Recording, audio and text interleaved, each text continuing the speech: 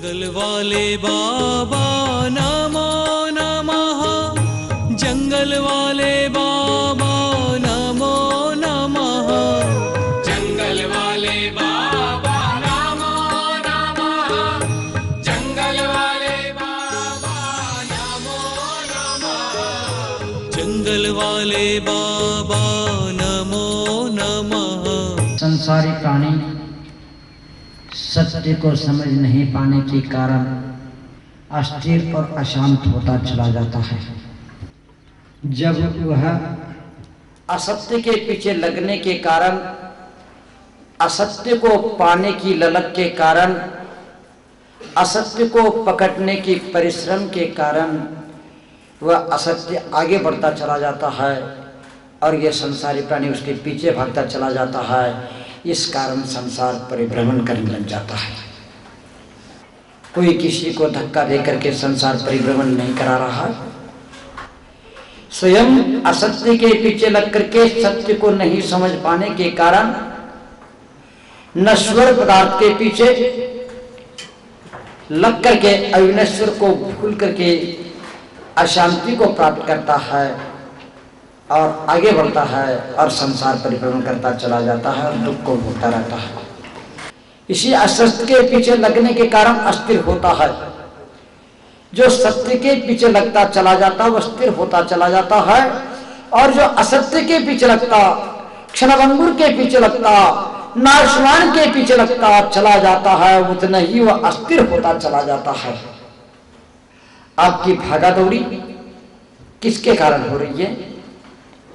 असत्य के पीछे लगने के कारण। जिस दिन तुम असत्य के पीछे लगना बंद कर दोगे, उसी दिन उसी क्षण तुम शांत और स्थिर हो जाओगे। कभी यहां जा रहे हैं, कभी वहां जा रहे हैं, कभी वहां जा रहे हैं। संसारी प्राणी कहां कहां भटक रहा है, किसकी वजह से, किसके कारण? असत्य के पीछे लगने के कारण। अस्थिर क्यों है, अशांत क्यों है, अस्वस्थ क्यों है? कोई कारण नहीं है, सिर्फ असत्य के पीछे लगा इसलिए। तुम असत्य के पीछे भागना बंद कर दो, तुम्हारा संसार परिभ्रमण समाप्त हो जाएगा, मोक्ष की प्राप्ति हो जाएगी। सत्य तुम्हें शाश्वत सुख तक ले जाएगा, सत्य तुम्हें मोक्ष तक ले जाएगा और असत्य तुम्हें संसार परिभ्रमण करा देगा, संक्लेश करा देगा, संकट में डाल देगा, तुम्हें अस्थिर और अशांत बना देगा। ये संसारी प्राणी हो, भव्य जीवो, आप लोगों का बहुत सौभाग्य ऐसे घनघोर जंगल में बैठ करके इस प्रकार की वाणी को सुन रहे हैं। हमारे अरहंतों ने, हमारे संतों ने, हमारे कीर्तनकरों ने, हमारे भगवंतों ने कुछ नहीं किया, असत्य के पीछे लगना बंद कर दिया, उनका संसार समाप्त हो गया। भगवंत के बीच में और भव्य जीवन के बीच में, भव्य जीवन को भगवंत तक, भगवान बनाने तक ले जाने में ये कोई कारण होता है, साधन होता है तो साधु होता, संत होता है।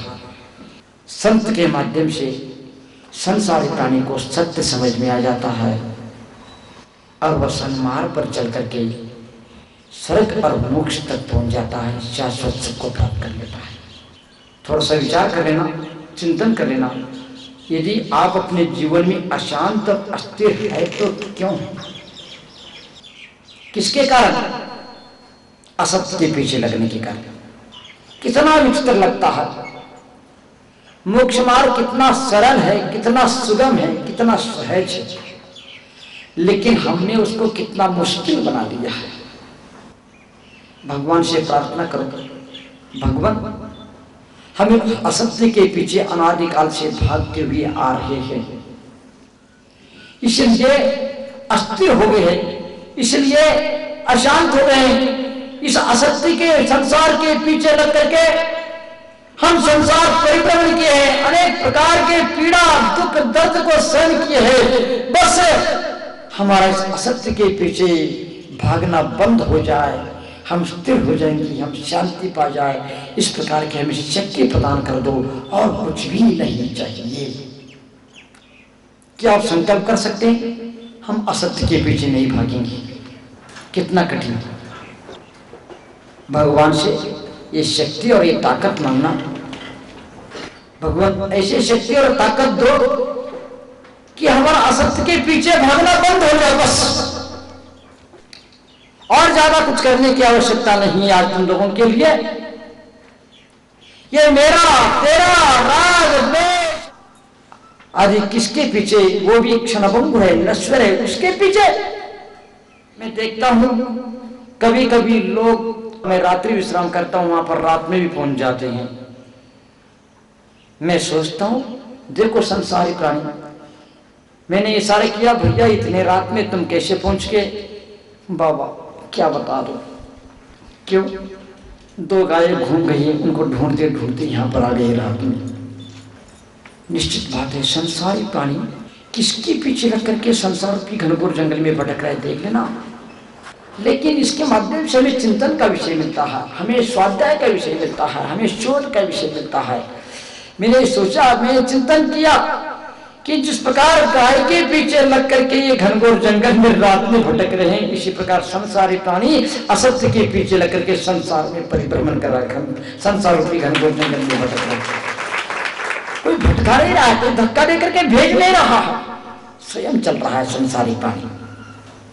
मकान से दुकान, दुकान से घर, घर से यहां, वहां से वहां, बनाना, खाना, धोना, और भगवान से प्रार्थना करो भगवान हमें कुछ नहीं चाहिए, हमें स्वर्ग तक मत पहुंचाओ, हमें मोक्ष तक मत पहुंचाओ, हमें स्वर्ग नहीं चाहिए, हमें मोक्ष नहीं चाहिए, हमें कुछ नहीं चाहिए। इस असत्य के पीछे भागना मेरा बंद हो जाए, मेरा सब कुछ हो जाएगा। स्वर्ग के दूर नहीं है, मोक्ष के दूर नहीं है, तुम जहां बैठे हो वहीं स्वर्ग है, वहीं मोक्ष है। तुम सिर्फ असत्य के पीछे भागना बंद करो। यहाँ से देवगति, देवगति से नरक गति, नरक गति से मनुष्य गति, मनुष्य गति से तिरंज गति, किसके पीछे लग करके? जो तुम्हें पकड़ने कभी आने वाला नहीं है, जो तुम्हारा कभी बनने वाला नहीं है, तुम्हारा कभी होने वाला नहीं है, तुम्हारे पास कभी स्थिर रहने वाला नहीं है, उसके पीछे लग करके भगवान से बार बार सुबह शाम ओम शांति का उच्चारण करके ये शक्ति मांगना। भगवान इस असत्य संसार के पीछे, असत्य के पीछे लग करके कितना अनंत काल व्यतीत किया। जैसे जैसे संसार की असारता को, असत्य को समझा, वैसे वैसे शांति प्राप्त करते चले गए। चाहे प्रभु रामचंद्र हो, चाहे पांडव हो, चाहे भगवान महावीर हो, सारे महापुरुष और सत्पुरुषों ने सत्य को समझ करके संसार को समाप्त किया। कोई शस्त्र लेकर के लड़ा नहीं, कितने भी प्रतिकूल स्थिति क्यों न हो, कितने भी तीव्र कर्म का उदय न हो, लेकिन उसमें उन्होंने सत्य का स्मरण किया, सत्य को समझा और संकलेश से बच गए, कर्म बंध से बच गए और कर्मों की निर्जरा करके निर्वाण को प्राप्त किया। कर्मों की निर्जरा के लिए कोई शस्त्र की, कोई बंदूक की, कोई लाठी की आवश्यकता नहीं। अपने ऊपर एक बार करुणा करके देखो। जब तक तुम अपने ऊपर एक बार करुणा नहीं करोगे तब तक तुम्हारा कल्याण नहीं होगा। प्राणियों के प्रति क्रूरता वही अपनाता है, प्राणियों के प्रति बर्बरता वही अपनाता है जो स्वयं पर करुणा नहीं करता है। जो स्वयं पर करुणा करता है वह सब पर दया करता है, करुणा करता है। थोड़ा सा सत्य को समझने का प्रयास करना। हम बहुत अच्छे स्थान पर बैठे, बहुत प्रयोगशाला में बैठे हैं। आप लोगों का कितना सौभाग्य है। हम मंदिर की, पूजा पाठ की, परंपरा की, पद्धति की हम बातों में उलझ करके अपने जीवन तो बर्बाद कर लिया, राग द्वेष कर लिया, कर्म बंद कर लिया। लेकिन वास्तव में मोक्ष मार्ग को समझने का प्रयास करना। पंथ, धर्म, दर्शन, जाति, वाद विवाद में उलझ करके हम अपने आप पर क्रूरता को धारण किया है, अपने आप पर करुणा नहीं कर पाया है। लेकिन एक बार अपने आप पर करुणा करके देख लेना, तुम प्राणी मात्र के ऊपर करुणा करने के लिए तैयार हो जाओगे। बस यही सत्कर्म है, यही सद्धर्म है। यदि तुम दान तो करो, धर्म तो करो और अपने ऊपर दया नहीं करो तो तुम्हारा धर्म किस काम का है? हमारे महापुरुषों को देखो, प्रभु रामचंद्र वनवास गए, भगवान महावीर के ऊपर उत्सर्ग हुए, पार्श्वनाथ के ऊपर उत्सर्ग हुए, अनेक उतार चढ़ाव से गुजरे, संघर्ष में जीवन जिए, लेकिन तन में मन में अशांति पैदा होने से पहले उन्हें सत्य को स्मरण किया। ये सब क्षणभंगुर है, कुछ दिन का है, कुछ दिन बाद सब कुछ बदलेगा और सत्य हाथ लेगा, शाश्वत सुख हाथ लेगा। इसको सहन करना बहुत आसान है। उन्होंने अपने भविष्य को न बिगड़ने देने के लिए उस समय सहिष्णु बन करके सत्य को सामने रख करके चल दिया और शाश्वत सुख को प्राप्त कर लिया। लेकिन हम क्या करते हैं, प्रतिकूलता आते ही, उतार चढ़ाव आते ही, संघर्ष आते ही सत्य को भूल करके असत्य के पीछे, अधर्म के पीछे लग जाते हैं। इसलिए संसार परिभ्रमण करते चले जाते हैं, अनेक प्रकार के दुस्सह दुख को सहन करते हैं। उस समय संयम रखना, हमारे सत्पुरुषों का स्मरण करना। जब जिस मुहूर्त पर उनको राज्याभिषेक होना था, उसी मुहूर्त पर उनको वनवास भेजा गया, लेकिन उन्हें सत्य को समझा। यही संसार है। स्वयं उन्होंने अपने आप को संबोधन किया होगा, हे प्रभु राम, तो सिंहासन पर बैठने के बाद भी सिंहासन एक दिन छूटेगा, तो पैदल चल, जंगल में भटको और लोगों का कल्याण करो। एक क्षणभंगुर जीवन यूं ही समाप्त हो जाएगा। किधर से भी चलो, लेकिन मोक्ष तक जाना है, सत्य के मार्ग से चलना है। चाहे जंगल के मार्ग से चलना पड़े, चाहे महल के मार्ग से चलना पड़े। महापुरुषों की सोच को समझना।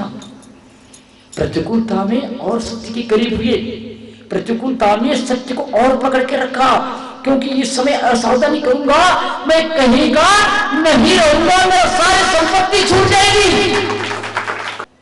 ये संपत्ति काम आने वाले नहीं है, ये परिवार काम आने वाला नहीं है, ये पैसा काम आने वाला नहीं है।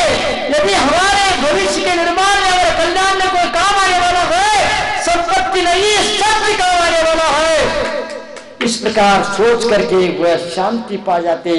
भूखे रहने के बाद भी, तपते चट्टानों पर सोते चलते के बाद भी शांति, शीतलता, खुशी मनाते थे। लेकिन आपके पास सब कुछ होने के बाद भी, संपत्ति, शरीर, सुंदरता, वैभव, साधन, सेवक होने के बाद भी और भरपेट जो चाहे वो बनाकर खाने के बाद भी तुम बेचैन हो, अशांत। सत्य को समझना, बस सत्य को समझना ही सम्यक दर्शन है। सत्य का स्वागत करना ही सम्यक दर्शन है। सत्य का सत्कार ही सम्यक दर्शन है। जंगल वाले बाबा नमो नमः, जंगल वाले बाबा नमो नमः, जंगल वाले बाबा नमो नमः, जंगल वाले बाबा नमो नमः, जंगल वाले बाबा